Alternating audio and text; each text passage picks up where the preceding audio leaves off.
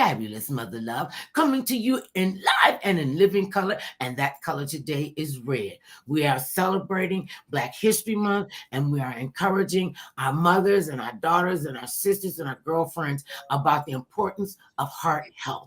Make sure you take care of your ticker, because you notice like these two, them the only two. Shut up, Mother Love. Let me start on the page with me in the building, in her building. This beautiful lady, her name is Wendy Gladney. She is a life coach. She's a strategist, an author, a speaker, a mama, and a grandmama. She got 4 grandbabies like we got 4 grandbabies. And I know your daughter. Does your daughter want to have kids? Yes, she does. Okay. Yes.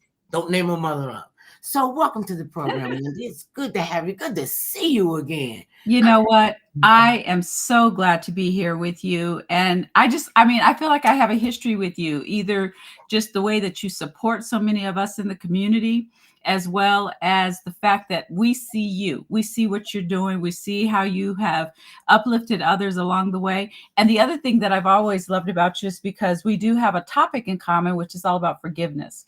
So, I just admire you, and I thank you for having me as your guest today. Thank you. It's a pleasure. It is really a pleasure. And you as well. You do the same thing. You do it from a different point of view. Me, I'm not taking like that serious. I'm not coming out of this alive. So why would I not have as much fun as I can and learn as much as I can, especially from people such as yourself? Thank you. Because you have been so loving and so giving. And the perception that people have of you, and you know they got perceptions of you and I. That's not who we are, and that's not what we do.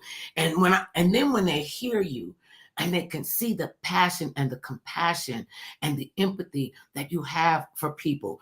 I've seen you speak several times, and she's something about it to be reckoned with, y'all. Don't let that pretty face fool you. So let's find out about Wendy Gladney. I know that you're a California girl. Yes. And that you went to UCLA. Yes. And when did this assignment, when did it click for you that, you know what, Wendy, I think I'm going to be a life strategist. I'm going to be an author. I mean, when did you jump out of bed with this? Has it always been in you to do this? Well, that's a very interesting question, because my life has had seasons. I've actually started something called Season of Greatness with women and helping them with their journey. But for many, many years, most people really knew me as an event manager. So when I started my business 32 years ago, gosh, I can't even believe it's been that long. But 32 years ago, I started my business dealing with helping the community. And actually, part of my motivation was I wanted our community, African Americans, to have excellent events. And sometimes we would go to events and they would start late, they would run long, they had this or that or whatever. And I was just like, there's no need for that. And I had it was a family friend actually that was my very first client. And when they asked me to help them with a few things, and they really loved what I did, and they said, you should do this for a living. And I was like, you mean people would actually pay me? And he said, yes, people would actually pay you to do events. And so I did that for a couple of decades, built a reputation, built a business, was also able to hire. I had 7 full-time employees at one time, helping African-American young women with entrepreneurial skills to come in to learn about the business, to help me with what I needed done. And we were thriving. We were doing very, very well. And then around 2009, I think that's about the year it was, the whole event industry changed.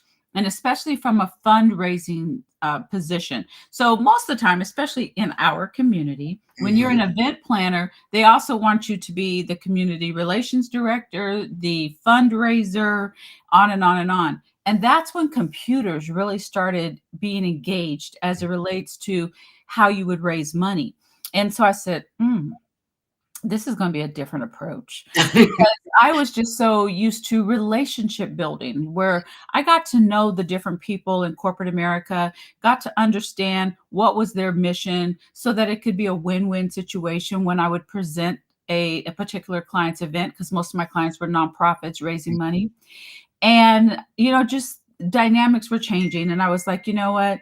I think it's time for me to make a transition, to pivot. And I started segueing out of doing full-time events. I still would help certain people in certain things, but I segue out and really got more into community relations, consulting, strategic engagement. So it was a similar concept, but without the Right. event side of it, pulling that together. And I really love it. And I love the fact that I'm able to help put the right people together depending on what they're trying to accomplish and what they're trying to do. And then also being a consultant and helping different clients as relates to um, understanding the dynamics of our community, the political strata, the Mhm. faith-based community, the corporate, the nonprofit, the gatekeepers, understanding basically how things kind of work and maneuver. And so I enjoy trying to help ease that and help people along their journey with that. But what happened was What had happened was, I know, you sound like my baby sister. That's how she says all the time. Um, in the course of doing all these things, people would then start to ask me to come speak, or they would say, "You need to write a book." And I was like, "What?" That wasn't part of what I was thinking about in the beginning. Mhm. And so I started doing that. And also from that time, I started a nonprofit called Forgiving for Living. And so we Forgiving for Living's been around since 1999. So it's over a couple of decades. Matter of fact, this year we're celebrating our 25th anniversary. And we help girls Hold up. in the Wait a community. minute. Did you just say 25 years ago? Yes. What the heck happened? It Time, moved so fast. Did you time. wait, did you when you because being an event planner Mhm.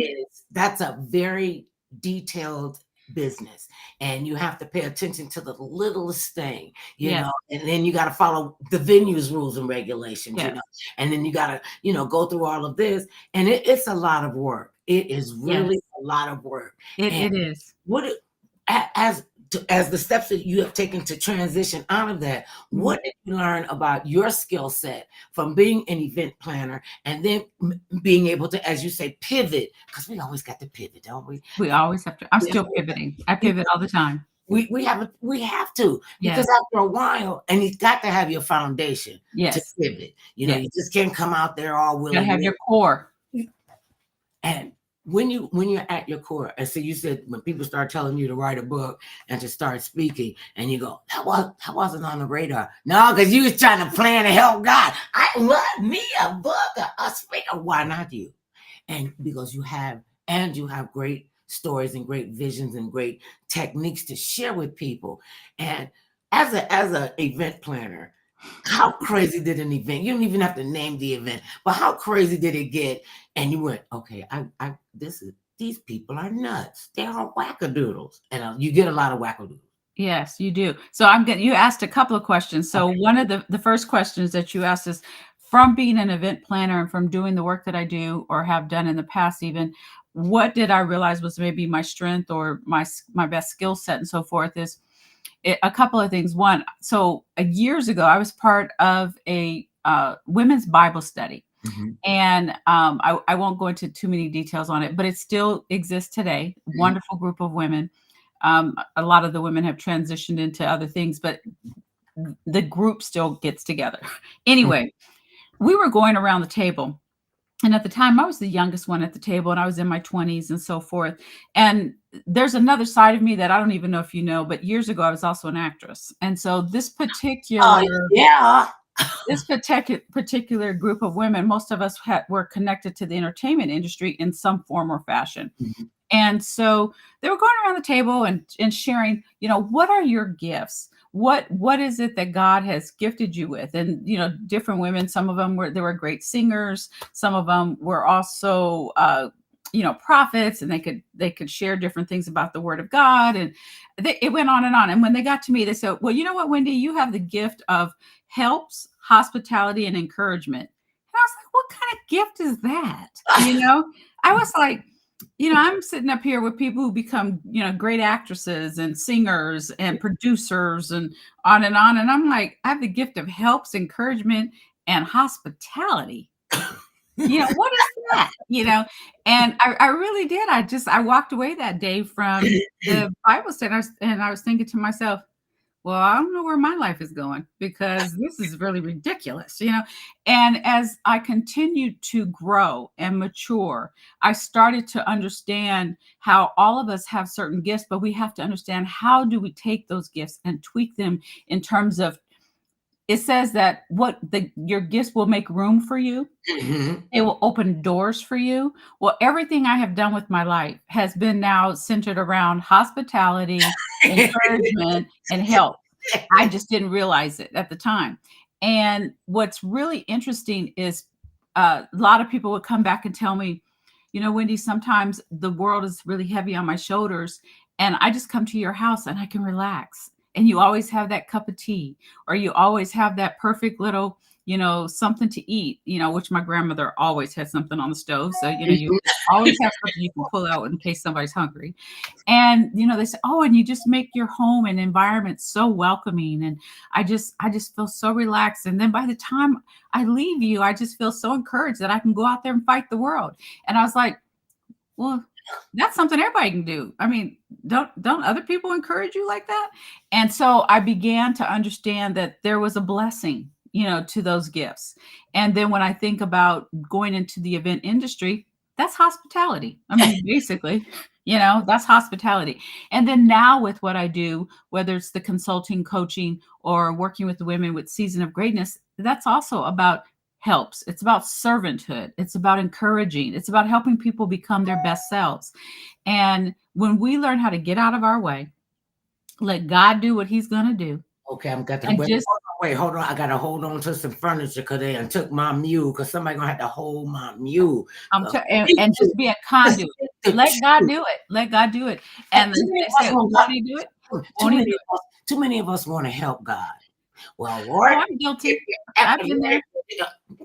big time guilty, stupid guilty, Mhm. stupid. Anytime us bubblehead people want to help God along, you're Mhm. already in stupid time. Because That's true. remember the play, Your Arms Too Short to Box with God? Oh, And yes. Do I remember that? remember And that? your brain is too slow to even fathom. To Can't keep up. you can't you can't even do it, so why would you do that? And Right. the importance of having that foundation, whomever you worship, however you do, just make sure you realize and understand you are not doing this by yourself. You know, one of the phrases I really hate is I'm a self-made woman, I'm a self-made man. See, None of us are. I'm glad because I'm gonna lift that look up right there because the look just said everything. The look, really? And I'm out here trying to, working to barter with God. Well, Lord, and so for me, never saw this coming. Hmm.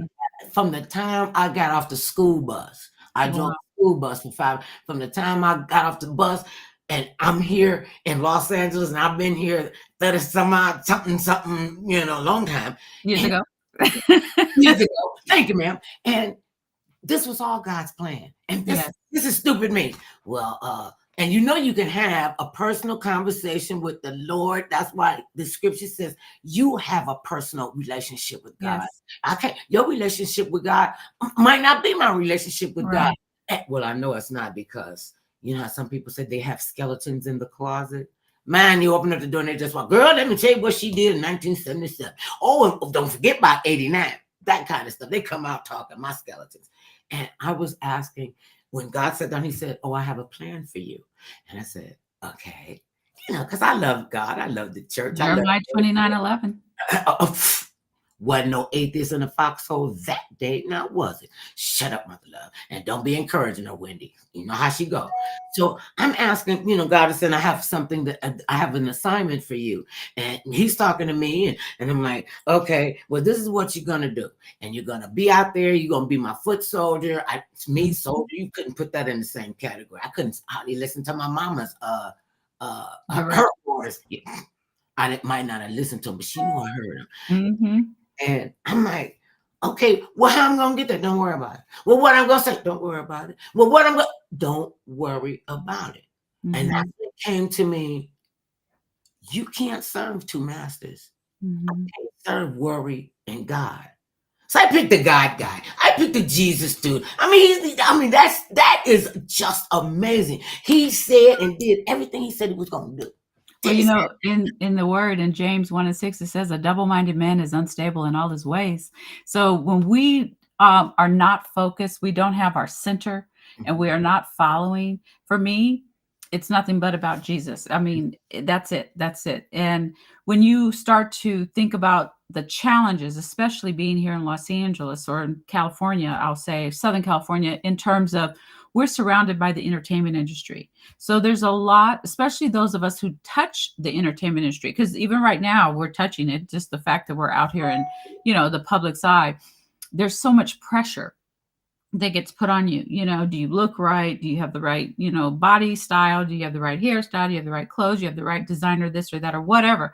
And if we're not careful, we can get sucked up, and we can allow the enemy to just take us off our course and to challenge us into being what we're really not supposed to be. So we have to make sure that we're faithful, and we need accountability. We need accountability. And if you don't have someone in your life that's holding you accountable, then it's easy to drift. But I want to get back to something else you asked me too just a moment ago. And you were asking me during the time. She actually is paying attention. I do. I'm listening to you, Mother Love. I mean, I know that. I mean, you and I have a history. I've been on your show before. I think you have helped so many people in the community and have not even been given all of your flowers as it relates to helping people get their message out.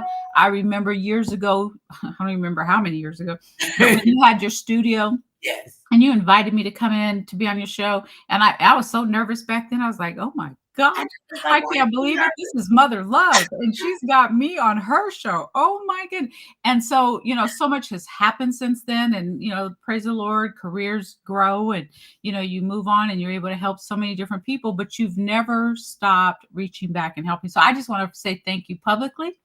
And anything that I can ever do for you, I'm here. I'm here. You are doing that for me. I want you to know that. You always have done that for me. I remember, we were at an event, and I don't know if it was your event, but it probably was, because it was a really classy event. Thank you. Somebody, you know how haters get this, and I just turned around and said, y'all need to shut up, because you chicks that have no idea who you are talking to. You don't have any idea who you're talking about. And they just kind of looked at me like, oh, and I said, if you really feel that way, why can't you be woman enough to go up to her and say that? They left the venue. Wow.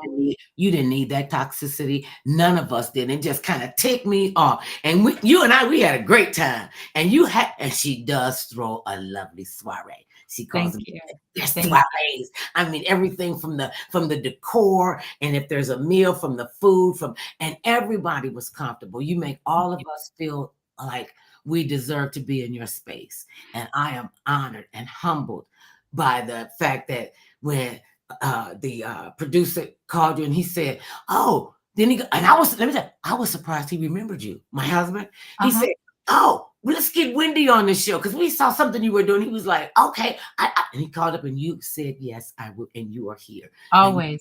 Done an amazing job keeping, especially the young women and women who are hurting, because especially our people, we'll hurt in silence. Yes.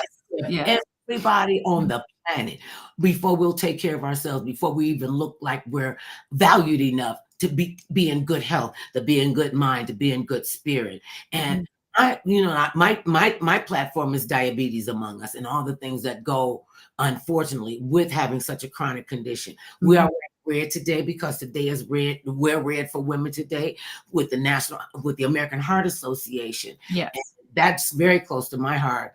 Our family, our immediate family, parents and children, we were 8. Now we're down to 2, myself and my younger sisters. Cardiovascular disease, all from it. And I was like, okay, I don't want to be sick like that. I don't do sick well. I can't be on dialysis and, not take care of my body. Macy's having to sell someplace. And that's my favorite 4-letter word, sale, S-A-L-E. That's it. And so we won't take care of ourselves. And that's why it is humbling and magnificent all at the same time that you take your energy and your effort and your spirit to share it with who are going to come up to be the next set of leaders. Yes. I looked up and I found out, oh, wait, when did I get to the top of the food chain? People are calling me matriarch. I'm like, I don't want to do that. You have no choice. Yeah. You are on your assignment. What have you learned from event planning that helps you do what it is that you do now as a life strategist? And what does a life? I mean, I know what a life strategist is. Share with the people what a life strategist does.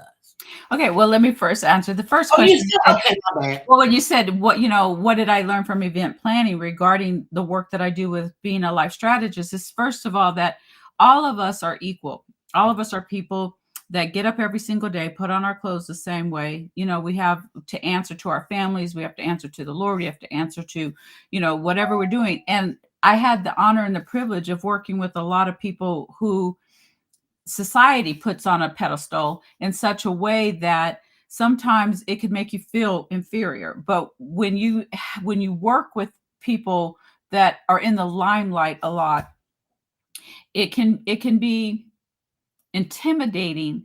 But then what happens is when you get to know them, there are some that are just so sweet and so amazing and so loving and so kind. And then there are others that aren't. But you have to learn how to navigate those waters just the same, but don't treat them any better than you would treat the person next door to you.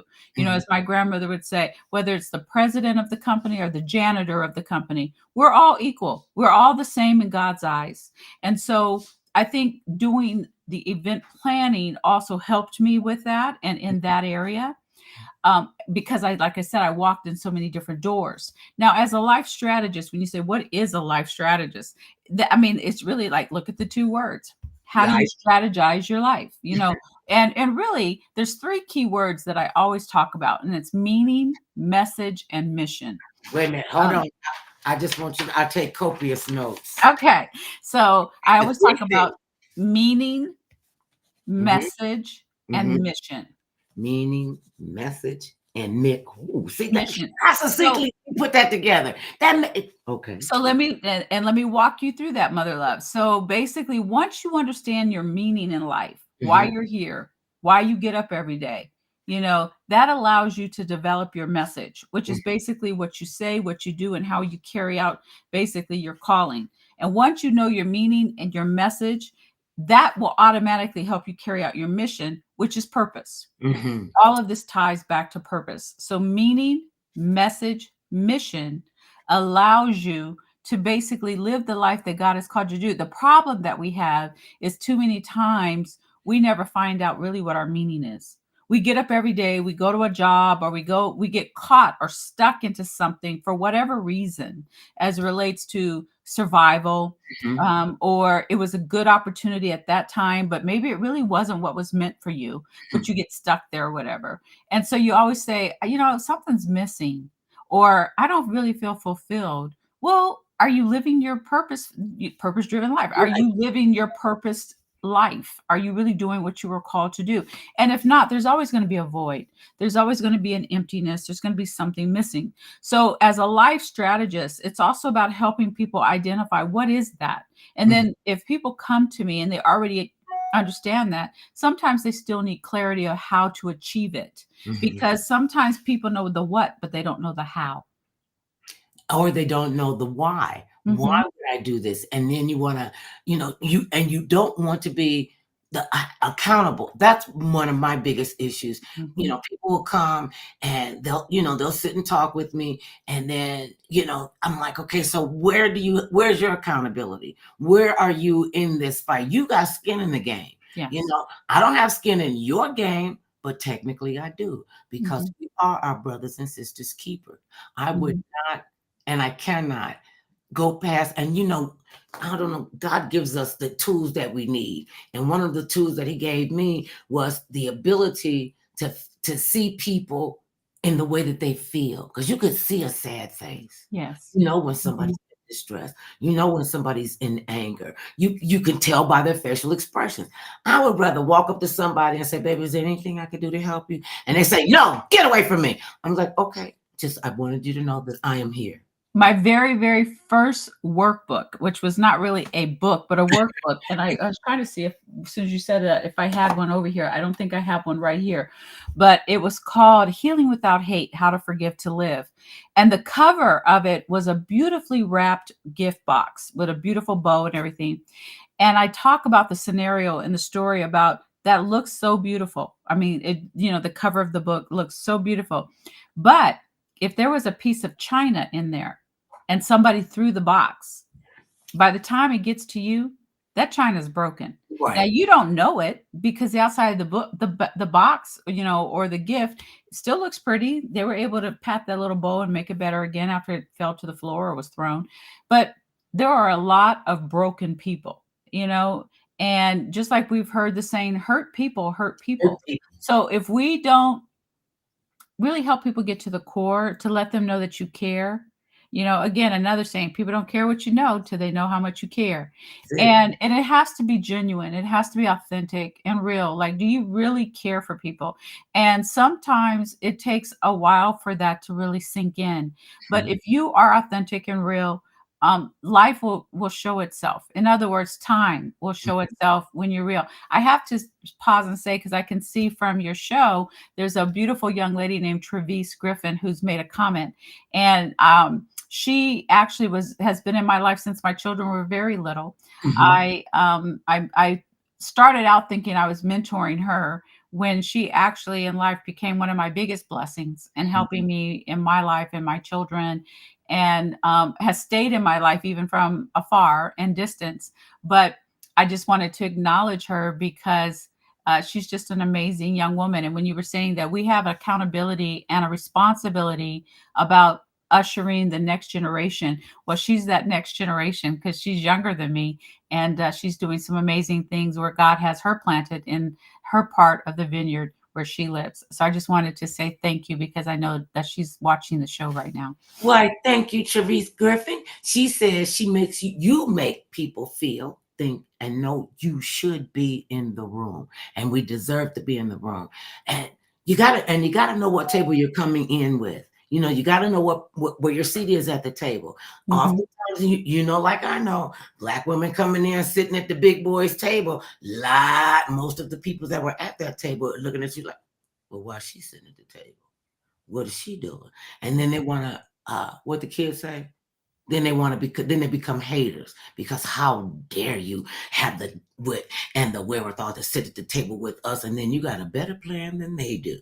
Well, a couple of things as it relates to that is, everybody talks a lot about that, if you're not at the table, you're going to be on the menu, so basically, you Oh wait, know, I never heard that one. Oh, yeah, that is just so true. If you are not at the table, you on the menu. that's right. Okay. They're going to be talking about you. They're going to be eating you up, and you're not going to have a chance to succeed.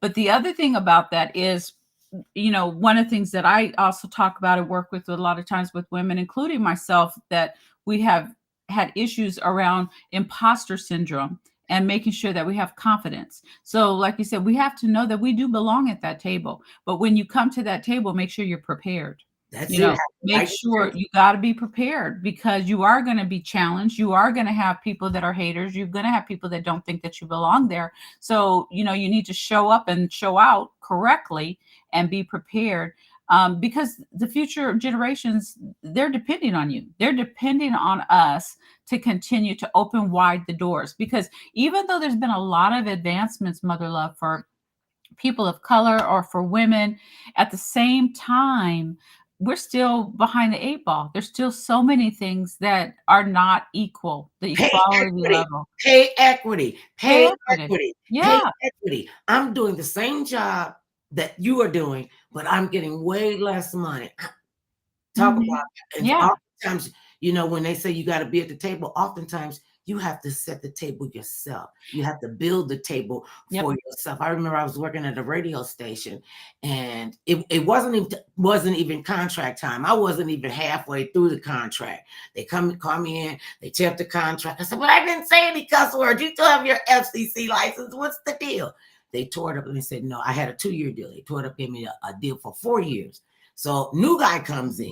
New guy comes in and he wanted to ask how much money did they pay me. And they said, well, we can't tell you that. And then they finally told him.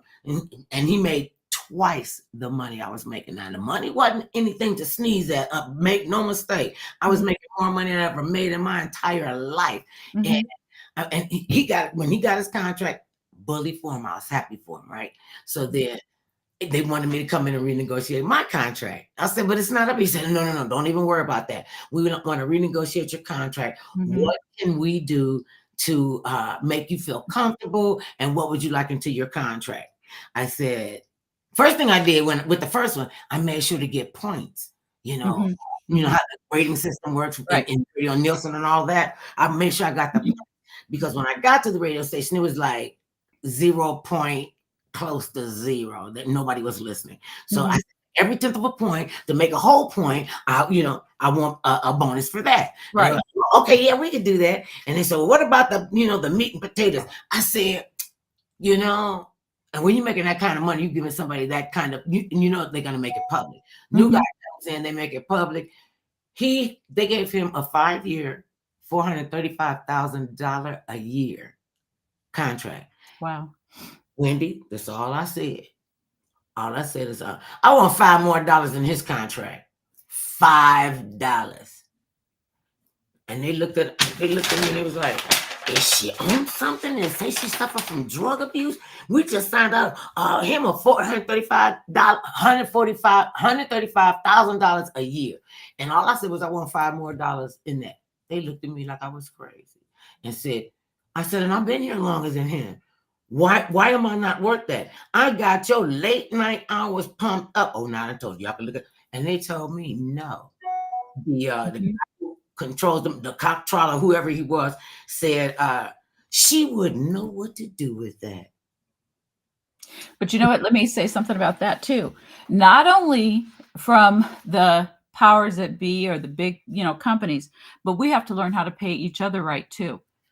Because I don't know why that sometimes we think that we can go somewhere else, mainstream, and they're going to be better for us and we're going to pay them more. When most of the time we're going to give you more.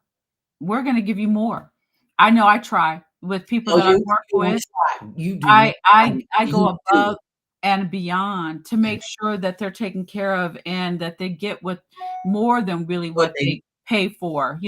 But we have to stop undermining the eat. success of our own, and especially for those that have it to invest in our own, invest in each other.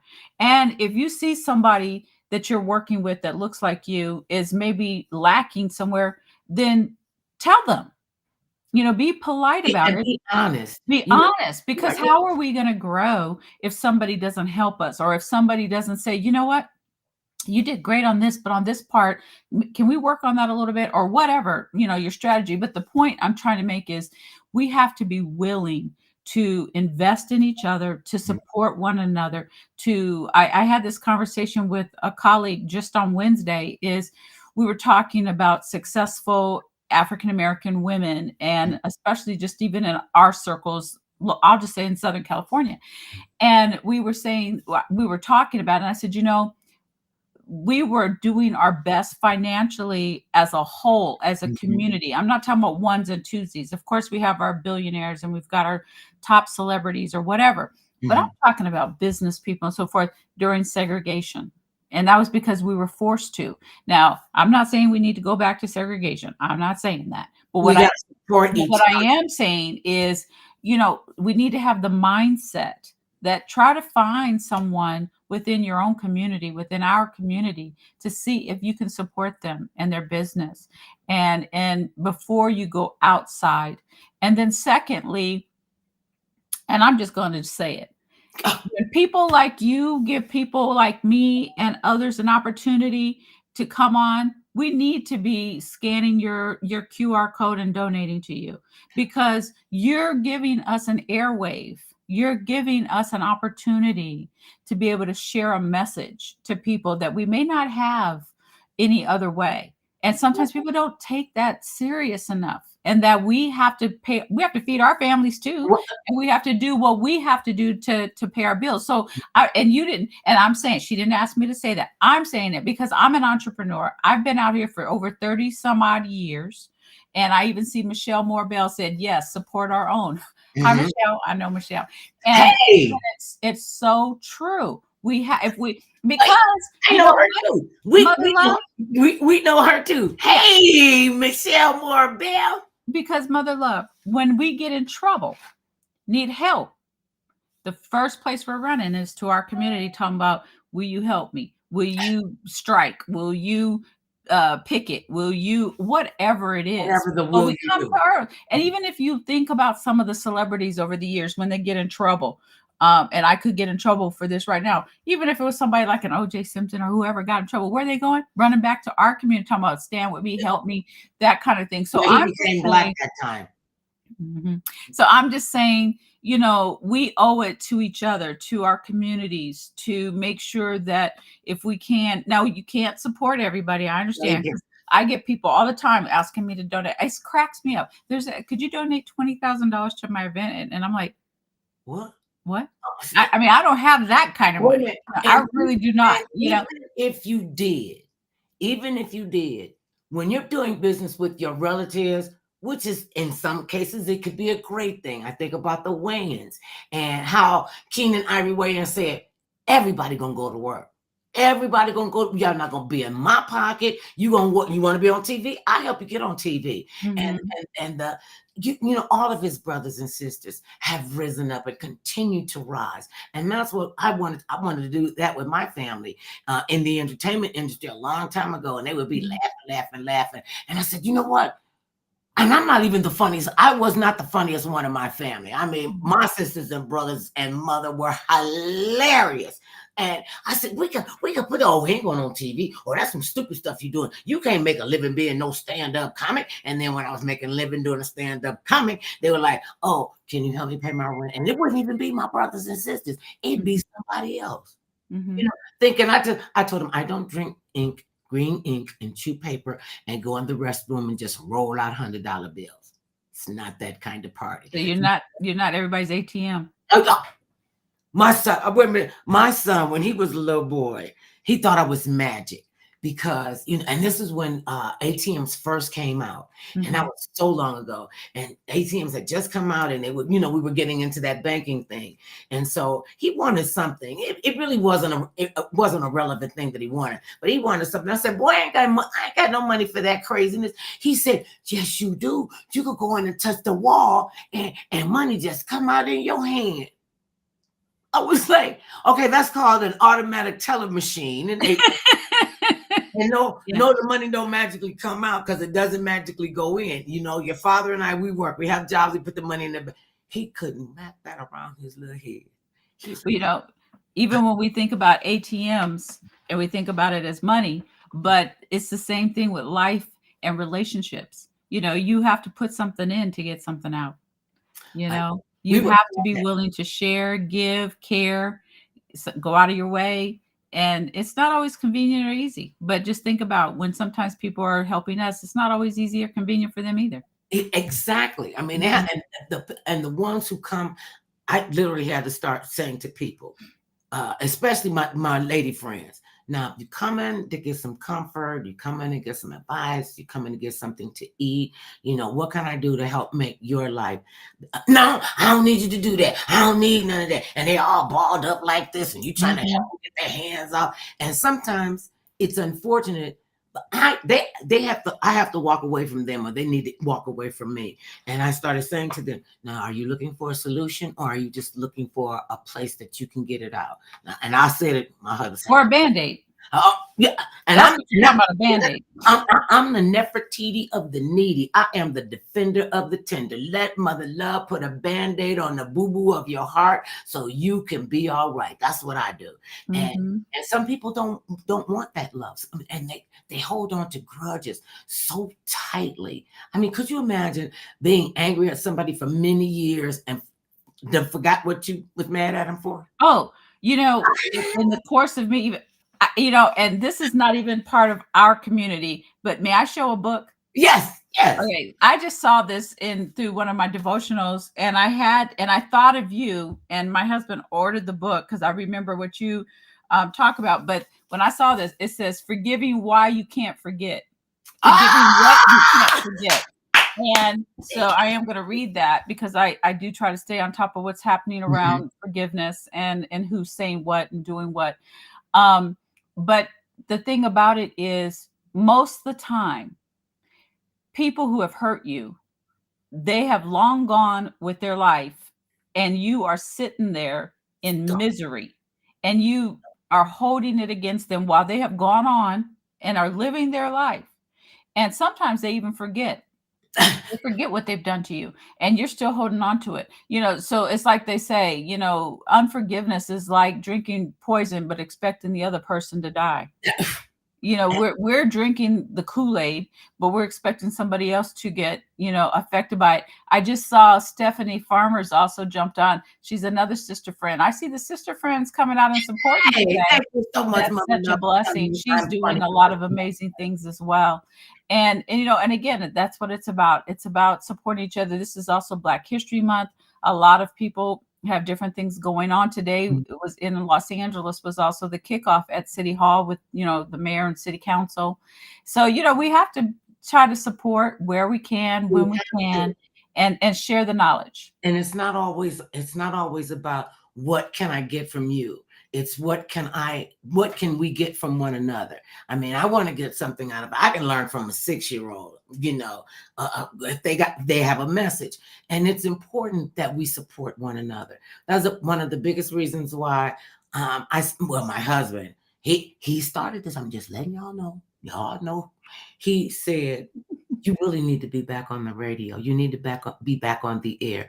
I was like, but what am I going to say to people? He said, it'll come to you. And the radio station you were talking about, I was there for 7 years, almost to the date. And then, Wow. I had never been fired in my life. And I've been working since I was 14 years old. I Mhm. get to California, come to Hollywood, come to LA. I've been fired 11 times. And this is what what they say. Well, we're moving in another direction. Yeah. Like, what's a better direction than moving into love, than to moving into forgiveness, than Mhm. to moving into not holding on to such hate, because that stuff will rot you from the inside out. Sandy Adams just said, "Forgiveness is a gift many fail to open." And I have to publicly say thank you to Miss Sandy, because she, last year, my auntie mom went to the hospital and I became her caregiver. And Sandy actually was someone I knew many, many years ago, and she was referred to me by someone else that I know, that we both mutually know. And she stepped up, and helped me, tremendously. And so thank you, Sandy, publicly, for I, just all that you do and all that you've done. And she says, yes, it will. You are a wealth of experience, Mother Love. somewhere, and trust me, Mhm. I'd have got my behind kicked, but it wasn't gonna be no easy win for them. They knew they were in a dogfight. And Yes. you have to know, this is specifically for our women. You have to know and appreciate and love who you are, and love whose you are, and realize that you deserve to be in good health. You deserve to have a good foundation with whomever you worship. Wendy and I, we love Jesus. I love Amen. Jesus, because can't nobody do me like Ain't Jesus. nobody do me like Jesus. Can't nobody Amen. like God. And so that's really, and understand that you are somebody. You're not here by happen chance. I No. see some of our sisters, and they got brilliant ideas, and they're scared to take that step. You know, Take the the other thing I'll say, because I actually had a conversation, always have a lot of conversation with another colleague this morning. And we were just talking about how oftentimes, especially in the entrepreneurial world, we kind of walk alone. We're solopreneurs. We're out here on our own. That's a good one, solopreneur. Yeah, we're You got to solopreneurs. take notes with Wendy. You got to take Yeah. notes with Wendy. But you know what? It's nothing wrong with needing help. There's nothing wrong with saying, hey, you know what? Can I glean something from you on that? Or can you help me? Can I help you? Because where two or more are gathered, you He know, is in the it midst. he is in the midst, and it does make a difference. And but I wanted to back up on something else that you were saying, because I mean, you've been just dropping a whole lot of nuggets and a whole lot of things yourself, just kind of sharing your wisdom. Mhm. And that is, you know, when you're out here, excuse me, doing what you're doing, don't think it's just because God's called you, it's going to be easy. And don't think that all the doors are just going to fly open for you either. We can't get weary in well doing. And sometimes I get weary, but that's where you have the accountability, or you have your inner circle. I call it my kitchen cabinet, Mhm. because we have friends that fit into different boxes. Mhm. You have your friend at the front door. That's usually the neighbor. Mhm. They don't really come in. You don't want them in. You just, but You you're kind. don't want him in there. You just hi, how are you? That kind of thing. Then you have your living room friends, and those are people that you let in, but you're just gonna stay right here, parked in the living room. You might bring them a cup of tea, a glass of water, something like that. Then you have your kitchen friends, and those are the ones that know you much better. They may know a few things, a few, secrets or whatever, and you might over the counter, have a glass of wine together, or if you drink wine, or whatever it is, and you're talking and so forth. Then you have your bedroom friends, and those are the ones that you cry with, that you share with, that you talk to, that heal you, that really can bring you back when you're really struggling, and all of that. And where we sometimes get confused, we try to sometimes make a living room friend a bedroom friend, Oh, and they're not that. mm-mm. Or we try to. Now, some people can graduate from the front door to the living room, but everybody doesn't graduate to becoming that innermost circle friend of yours that you share everything with. Because some people, in the moment that can be cool, but years later, they're like you were talking about those skeletons in your closet. They'd be like, "Yeah, I knew her when." Mhm. And can't And wait to tell it. I used to yeah, ask my sister and them all the time. Uh, they used to say, God rest their souls. I miss them so much. My sister would say, I'm going to call the tabloids and I'm going to tell them what you really like. And I would go, please, could you? I need the publicity. Please, could you do that for? mhm, I ain't writing to no. See, all you gotta do is tell them do it, and they won't do yeah, it. Well, one of my mhm, sisters, she decided to do it, and it was the most bizarre uh interview because she would not spill any tea. And they tried to mhm, make it a whole everything that it was. I thought it yeah, was hilarious. I had to keep the article. And she was so heartbroken. And she said, I said, no, honey, no, you didn't hurt my feelings. Everything in there, what they could get out of you. It was like pulling, blood through a turnip, but still, but it made her feel like she said, I feel like I betrayed you. And I had to sit down with my sister, and who was not an emotional person under mhm, circumstances. I mean, she wasn't a physically emotional person. I would come in and kiss her all over her. She'd be like, get away, get away, get away. I know this is good love. She said, I felt like I betrayed you. I'm like, you're my sister. You are my sister for life. She was my bedroom sister, my kitchen sister. And then mhm. when you brought up all the rooms in the house, it made me think that, so they are bathroom friends. People would come over to our house, go in the bathroom. Now that was my fault because how you got the little guest bathroom, and everything. Mhm. To the little guest bathroom. I didn't realize I had made it such a great place. They would Mm, come in. We had 2 restrooms on the first floor. We had mhm. three or four on the second floor. And they were like, girl, I'm like, it ain't that much, and it's not that much to expel in the bathroom. You've been in there 35 minutes. And they would go, well, wait a minute. Let me finish this article.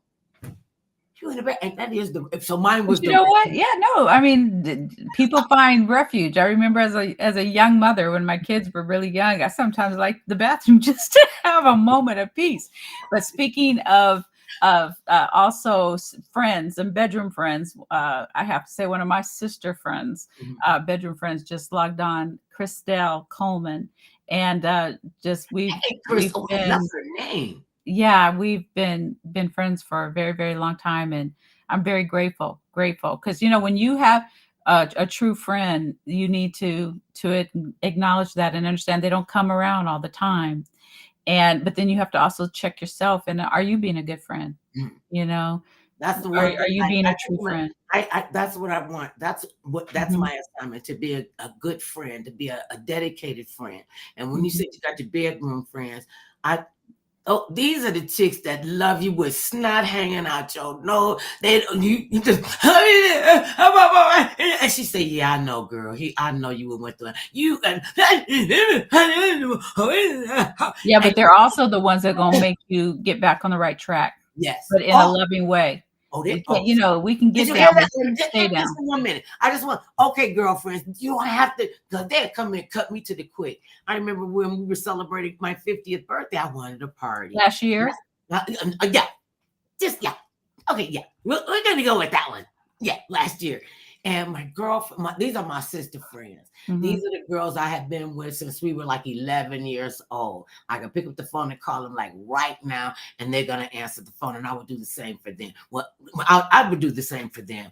Mhm. And and I needed to have my sister friends. So I'm in the house. I'm trying to help them plan. And we already had a plan where they flew out here from Ohio. These my girls. These my roadies that flew out here. And I was, okay, I want to do this. They told my house, please get her out of this house before we kill her. We gonna kill her in her own house. That's how my girlfriends talk to me. Is you crazy? You done lost what's left of your rabbit mind. What you talking about? You going to California? You going to be on the radio? Mhm. What do they say in St. Louis? I can show you better than I can tell you. Yeah, the show me state, The the show me show me, city. you don't have to, Mhm, you show don't me have to state. do a lot of riffraff, Mhm. and Missouri. that's another thing. When people such as yourself are in such a high profile position, I don't have people plugging into me. I really don't. I'm like the, what they call it, the power surge that you can plug a lot of things in. I am that power surge. So Mhm. plug into me, but don't plug into me for no crap. Don't ask me to get inside of your mess. I'm not going to do it, and I'm not going to lie for you. Oh, no. One of my And don't one, let people drain you. You they can't would. let people drain you because then you won't have the energy. But, I know your show, we got, probably what, about 9 Ain't minutes nobody left? ask you to look at no clock. But you have it for us right here. So I Listen, have a couple things that I just wanted to ask you. anything, baby. Is so what is your motivation to get up every day and fight the good fight? What is your motivation? Because God has given me the gift of the today, a gift of the present. I Mhm. can't go back and do anything about yesterday. That's how Amen. yesterday. I can't. What can I do about that? I don't know what the Sam heck gonna happen the rest of this day. Right. Because things can happen at any moment, at any time. And what gets me up is the fact that God likes me because I know we're His favorite, and it pisses Satan off. That's As my they say, motivation. I'm his child. I'm one of Yeah, his favorite children. I say, man, I say I am God's favorite. You got to work on yours. Mhm. Because, and then when I hit the floor and I wake up praying, I wake up Amen. in prayer, Amen. thankful. Amen. I wake up grateful. Mhm. I wake up humble because Amen. somebody didn't make it through yesterday. That's I don't true. know who they are. I don't know where they are. I know Mhm. that because that's the life cycle. And Mhm. mostly because it pisses Satan off. He goes, Mhm. that heifer up again. And I told him, run away. Just run away. You don't even understand. Because when it get crazy, because it will get crazy, and Mhm. you be thinking like, oh Lord, please take this evil thought out of my head. I don't even have to do that anymore. I go, get a knock on my door. I'm like, Lord, can you get that? That's one of them idiots at the door. And he always opens the door for He'll me. handle it for us if we give it to him. And he doesn't need our help. No. He really doesn't. And God is God all by himself, y'all. You Amen. don't have to do any of that. Oh, wait a minute. Let me say what this is Emily. She's got Egrew's old school music. She said, however, when they always cry, they're always full of drama. And you can't fight it in your heart to kick them out. What do you do? Oh, Oh, she asked. oh, I'm like strategy. yeah, no. So, you know what? You have to learn how to have boundaries. Mhm. I mean, boundaries are so important and critical because people will steal your joy. People will still try to steal your dream. People will, as my husband would always say, nobody treats you any way than what you allow them to. Basically, he says people treat you the way you let them. So when you have people in your life that continue to act a certain way or what have you, you have to make up in your mind where do they fit. And Mhm. so what I mean by that is, okay, I do have some people in my life that I would consider a friend or family. Mhm. They're not going anywhere. They're just Mhm. not, you know. So then I have to figure out, okay, how am I going to handle their situation, Mhm. you know, as relates to, because God's put me in their life for a reason, Mhm. you know. And so how do I handle that as an assignment from Christ? Mhm. And that's how I would answer. What's her name? Hey, this In Groove's old Steve school Who's music. always Yeah. mhm. So that's how I would really answer it, is like, you have to always remember you're on an assignment from Christ, Mhm. and that we're oftentimes the only Bible some people will ever read. And so that's why sometimes Christians get a bad rap, is because when we say we're Christians and you act like a fool, you know, that doesn't mean we're perfect. It doesn't mean we're never going to make a mistake. But when you act a fool constantly or whatever, you know, it just makes it difficult for those who are really trying to live the right way for Mhm. Christ and to share it with others. So I always just kind of remember, okay, Lord, I'm on assignment. How do I handle this? Mhm. But you have to have boundaries. Right. So even on assignment, there's only so much you can do. And if it's okay, this is the one of the things I tell people in my life. I used to go to Mount Zion under Dr. E.V. Hill Uh, when I moved here to go to college. And I'll do like you, so many years ago. mhm. But I'm proud of my age. I'm 62. And when I Uh, moved here when I Listen, was 17 years old, look, wait. You make it look absolutely magnificent. thank Have you you. this is a sidebar. Have you noticed how a lot of people are opting to let their gray show? I got it. I do go get my hair done, but right now it's still, and And it's hey, beautiful. it is It what is it is. beautiful. And Thank you. and I remember people saying to me, because in the summertime, I mean, I've been wearing a wig since I was 15. And so it's like it's an Second excess. nature. Mhm. It's right. It is. It's So you, and it's and, fine. I got a short attention span. So sometimes Mhm. I wear this girlfriend, sometimes I wear the other girlfriends. Mhm. And I remember people saying to me, well, why you always wear a wig? And I said, well, why is that any of your business? See, that's a boundary. You know, I tell people you can ask me anything. And if it's inappropriate, I will tell you. I was gonna say, but you can choose the answer. So What? what I was gonna say is, I remember attending Mount Zion, and Pastor Kennedy, because that's the church I go to now, Mount Zion in Upland or in Ontario, and it's Pastor Kennedy. But Dr. E.V. Hill would say two things. He would say, the need is not always your call. Mm-hmm. You know, which means that there's always going to be needs in the world, but that doesn't mean that you're the only person that can fulfill that need. The Mm-hmm. second thing he would always say is, if you can, don't lie. If you can't, don't try. In other words, if you can do something, don't lie and say you can't. Whatever the reason might be, you Mm-hmm. know, just because sometimes we just don't want to be bothered with people, but maybe that was your assignment. You know what I mean? But if you can't do something, don't lie. If it doesn't fit in your time or your budget for real, for serious reasons, you know, don't, because that's how come we get burned out and everything, because we're trying to fix the world, and you know, let's go grab the cape and, you know, let's get going and flying around and fixing everybody. And sometimes it's not our job, it's not our call, and sometimes we might need to spend a little bit more time fixing our own lives. Fixing it yourself. And just FYI to my strong and powerful women, and you brought it up. I am Mother Love, keeper of the Superwoman cape. If you're missing your cape, it's probably in the Mother Love cleaners. And if you need it, I'm going to take it out the plastic bag, shake it out, and give you back your cape. And sometimes we do need to take those capes off. Women are oftentimes putting ourselves on the back burner, and you need Mhm, to be on the front burner, and mhm. making sure that you understand. And you don't have to be egotistical. You know, one of my friends says, "Your ego is not your amigo." I just love that, because sometimes oftentimes you got to come in humble. Yeah, Got to come in. you should always come in humble. Mhm. You know, as Always. they say, you know, start in the back and be asked to come up front. Don't be running up front. You don't know. And Yeah. especially if you don't have the wherewithal to have the knowledge.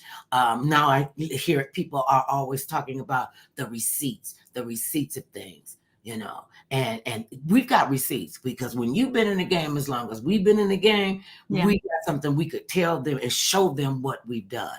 And Right. because you are a life strategist, an author, a speaker, tell us what's coming up and what are you doing now? Wow. Okay. So, a few things. One, as I shared earlier, we have Season of Greatness. Season of Greatness was something I actually started right before COVID. COVID hit. It kind of went on a little sabbatical, but we're back, and it's all about helping women become their best selves. And also, the other thing is Forgiving for Living, my nonprofit that helps young girls, and we will be having our annual fundraiser on March 17th. So to learn more, they could easily go to both of my websites, wendygladney.com, which is my name, wendygladney.com, or they can go to forgivingforliving.org. And that's regarding the nonprofit that helps our girls. Well, it has been an absolute pleasure and joy to see you again, to be able to chat with you and just hear all the great things that you continue to do. May the universe continue to open up and conspire for your great success. And babies, just always remember, you can get Mother Love on social media. There we are on Facebook, on X, on YouTube, on TikTok, on Instagram, and on Indeed. LinkedIn, not Indeed, LinkedIn. Thank you so much. Take good care of yourselves, everybody, and know that we love you, period. Peace.